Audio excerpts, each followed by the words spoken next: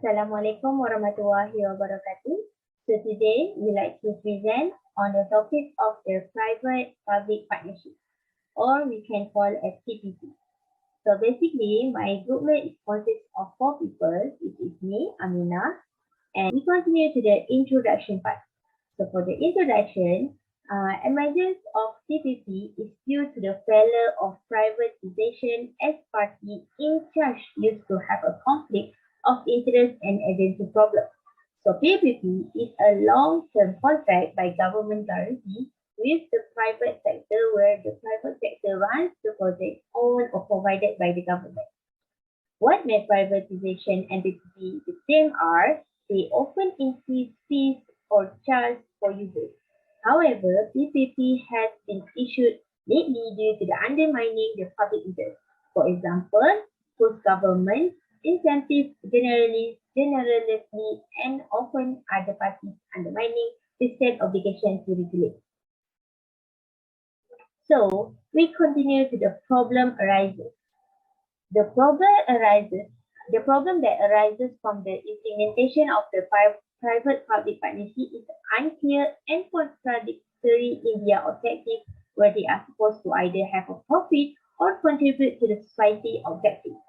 So this problem has been highlighted in the news and also has been proven by the case study from the academic articles in the internet research.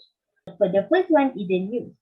In the news entitled is privatization of Malaysian SOE good or bad? So this news is by Malaysia Kini.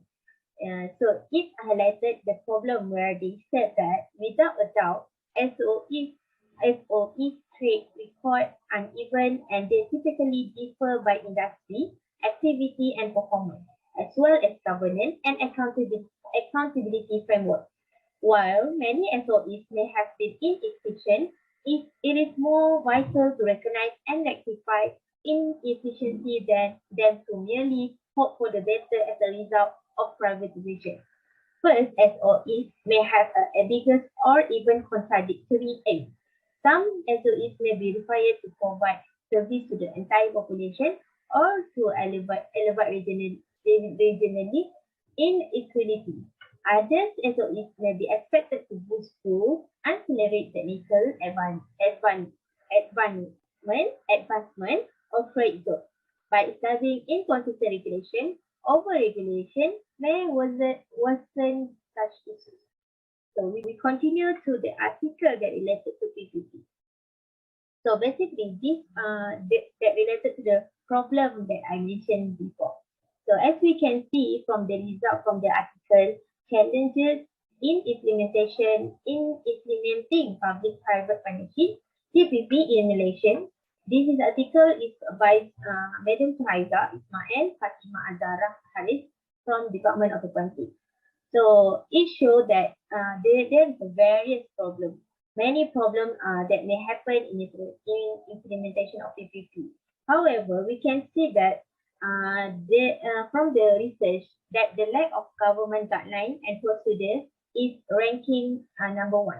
So this result is evident by the fact that although PPP was officially unveiled in 2006, the Malaysian PPP guideline, the first official PPP reference, was finally released in 2009 by the Unit Kerjasama Awam Swasta, UKAS. So despite the fact that Malaysia has seek government recommendation on PPP implementation, the guidelines are too brief and may not be very relevant to the users. It's critical to have enough standards, especially for tendering and contracting, because the lack of them might lead to a drop in project quality and arise the cost of PPP project. Okay, another article also addressed this issue. It's stating that the issue arises when there is no clear framework for monitoring or performance auditing, as well as the tendering mechanism, project financing, and project implementation of PPP project in Malaysia, which may result in issue with conformity to the government objective and the need for the statement of evaluation criteria. There are, however, other complaints of PPP in Malaysia, including a lack of openness in the procurement process, the absence of the specific rules inadequate key performance indicators, KPI, and insufficient training and education. So we can see from this article and the news also, it shows that this problem has been arising because of the lack of guidelines. And because of the lack of guidelines, the unclear and contradictory problem is arise. So that's all from me. I will pass this presentation to Sister Ifa. Thank you. Thank you, Sister Amina, for the explanation about the problem with PPP in Malaysia. Now, in my section, I'm going to extend our discussions towards the possible causes for the unclear objective of PPP in Malaysia, whether to maximize the public interest or to earn more profit. So, the first possible causes for the unclear objective is the ambiguous purpose of PPP as a stand-alone businesses. According to the PPP guidelines published in 2009, PPP is defined as a stand-alone businesses created between the partnership of the public and private sector. However, there is no further clarification regarding the purpose of the stand-alone businesses, whether to maximize profit or to maximize the public interest. This issue is actually very critical to be addressed since both parties have different business purposes. So as we know, private party purpose is to earn more profit and maximize their shareholders' wealth. Meanwhile, the public purpose is to create public facilities or services to improve the quality life of the public. So, when there is no clear purposes of the stand-alone businesses, both parties' intention in increasing the public facilities or services are not in line with one another.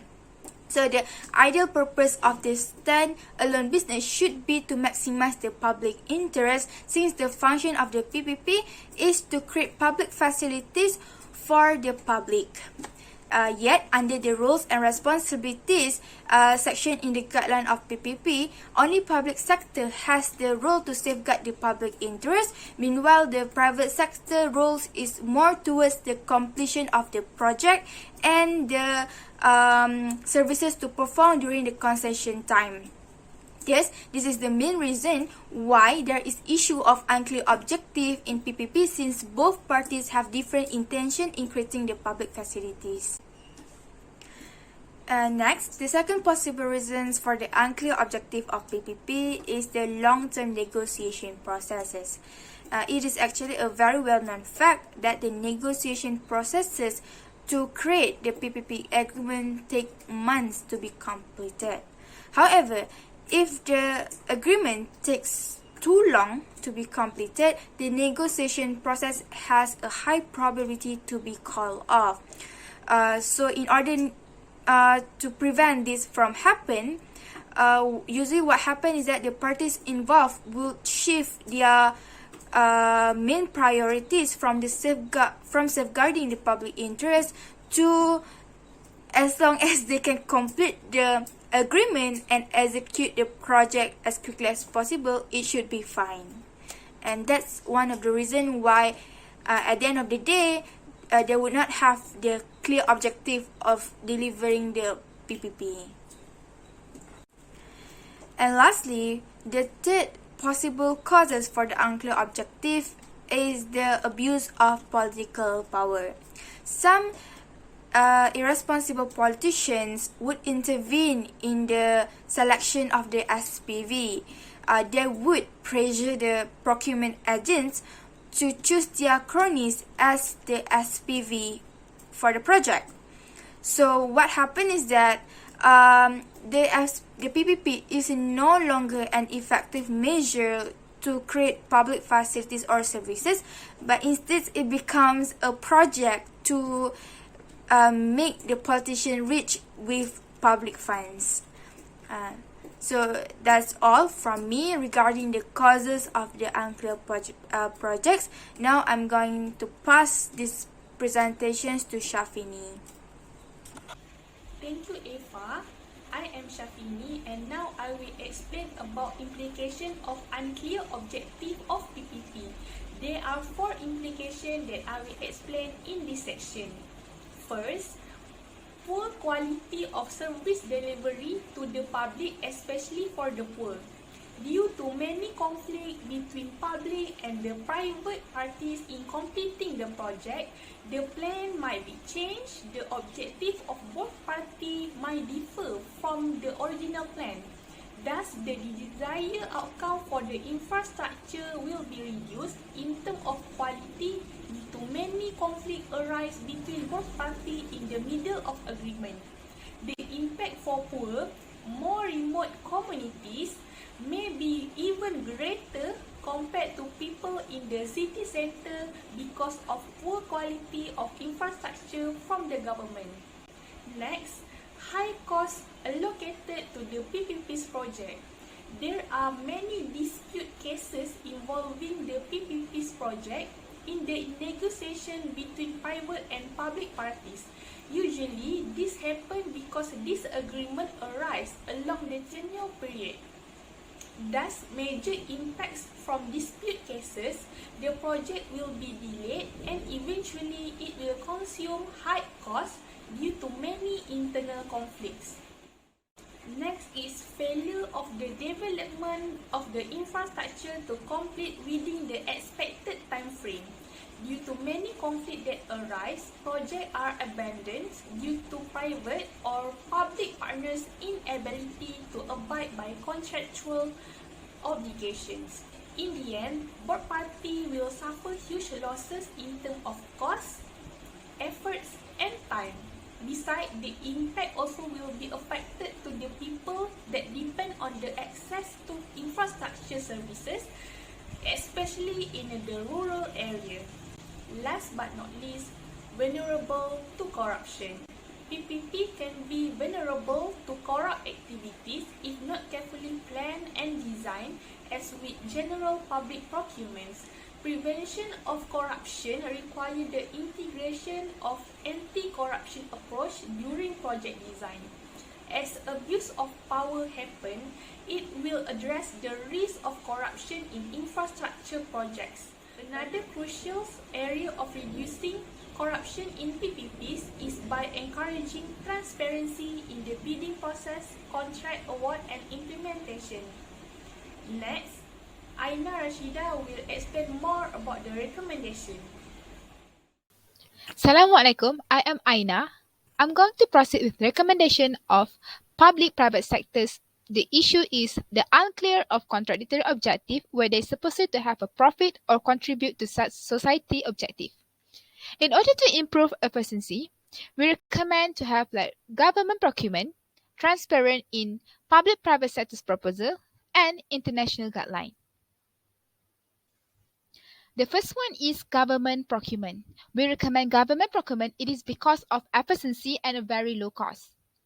Because of the previous, public-private sectors abusement in the balance sheet, because in the balance sheet they can be taken off, which lead to public-private sectors does not show up in the government budget and debt account. With the government procurement, this can enhance the accountability and transparency in both parties, which is public and private. With the competence government, this procurement can be efficient and low cost. Next, government need to ensure transparent competition among prospective public-private sectors proposal, as there is no more direct negotiation. Direct negotiation can lead to diminished due diligence, rush solution, and very poor quality of tender. And this has also made several problems downstream during the implementation process. There are 4 steps in order to have a transparency in a negotiation. The first one is to have an early engagement with the market before commencing the negotiation or procurement.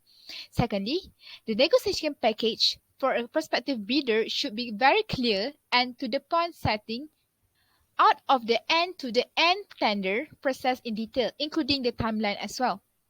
The third one is to have a very clear communication and status update. Lastly, we recommend to have a digital technology to transform a transparency, for example, like BIM, which is Building Information Model, where it is to help to transform the design, cost, and project of a certain procurement. Lastly, we recommend the public-private sectors to have an international guideline for public-private sectors need to be developed multilaterally through an inclusive multi-stakeholder process. The reason is to have international guideline is because of sometimes public-private sectors can be international trade or international investment agreement, where different places have different rules that might not be the same with Malaysian principles. In conclusion, unclear objectives affect the quality of public facilities or services delivered to the public. Based on our recommendation, we can relate with 3 SDG. The first one is SDG 16, Peace, Justice and Strong Institutions. We can see that government procurement helps to increase transparency and equal access towards project opportunities. Second is SDG 11, Sustainable Cities and Communities. Transparency in PPP proposal increase the inclusivity of the private sector in public project and sustainability of urban planning across the country. Lastly is SDG 17, Partnership for the Goals. We can see from international guidelines help to enhance SDG capacity in Malaysia.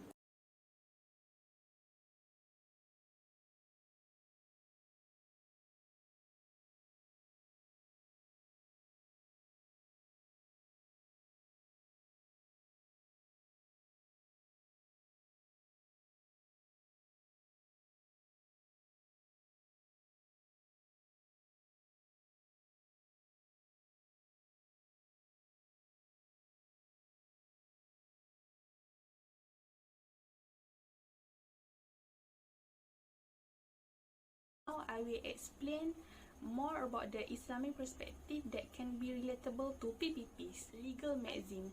As stated in the legal maxim, Qawaid Fiqhiyah, that the largest interest of society take precedence over the individual interest. It means that the public fund should be utilized at maximum level in order to achieve the desired development and improvement in the infrastructure services. It is because they act as a catalyst to reinforce the economy to produce stability and fairness. So that's all from us. Thank you for watching.